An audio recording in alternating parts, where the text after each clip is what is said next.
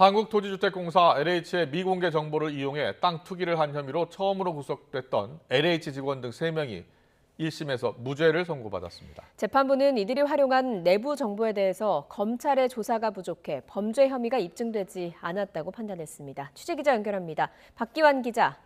네, 사회 일부입니다. 네, LH 땅 투기 의혹 국민적 공분을 일으킨 사건이었는데요. 직원들에 대해서 무죄가 선고됐다고요? 네, 그렇습니다. 미공개 내부 정보를 이용해 신도시 땅에 투기한 혐의로 구속됐던 LH 직원 정모 씨 등 3명이 무죄를 선고받았습니다. 재판부는 검사가 공소사실에서 언급한 내부 정보에는 LH가 직접 사업을 시행한다는 내용이 담기지 않았다며 이 정보를 이용해 A씨가 지인과 투기를 공모했다는 범죄가 증명됐다고 보기는 어렵다고 설명했습니다.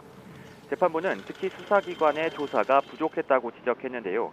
정 씨 등이 부동산을 취득한 시점 등을 보면 투기 범행에 대한 의심이 든다면서도 검사가 정 씨 등이 사용했다고 언급한 내부 정보가 어떤 내용인지 또 어떻게 작성됐는지조차 조사하지 않았다고 말했습니다. 앞서 정 씨 등은 지난 2017년 3월부터 다음해 12월까지 미공개 정보를 이용해 경기도 광명시 노원사동 일대에 22개 필지를 사들인 혐의로 재판에 넘겨졌습니다.